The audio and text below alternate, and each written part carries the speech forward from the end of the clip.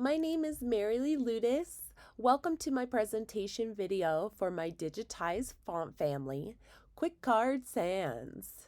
On the left-hand side is my regular font, and on the right-hand side is my bold font. I started this process making some detailed guides for each character box within the calligrapher template. Staying within these guides really helped my finished digitized font appear much more uniform and making every character looking like it really belonged to the same type family. Initially, I thought I would begin by tracing over a photo of my hand-drawn version, but because the detailed guides I made for the calligrapher template were almost identical to the grid paper I used for my hand-drawn version, it was really easy to actually just recreate each character by matching the placement within that grid. So each character you see here was actually recreated from reference within the guides rather than trace. And this allowed me to be even more precise with my design. I used the ellipse tool to make the terminals and then connected anchor points together with the pen tool, and then selected all of the shapes and combined them with the shape tool to make one continuous path.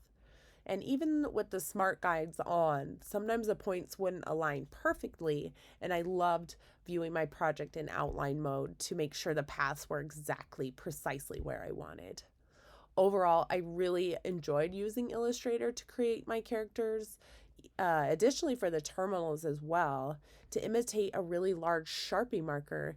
The end of my strokes on the upper and lowercase characters are just really big dots, and I found this much easier to accomplish in Illustrator rather than my hand-drawn version. My font family is a sans serif font. Clearly, I decided to incorporate that into the name, Quickcard Sans.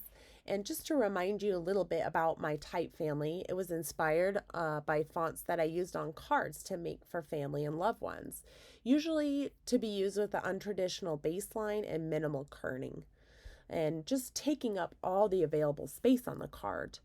My digitized font turned out to be much cleaner and sharper than I had intended, and I love the look of it. It looks very techy, and I could definitely see it being used in the technology or music industries.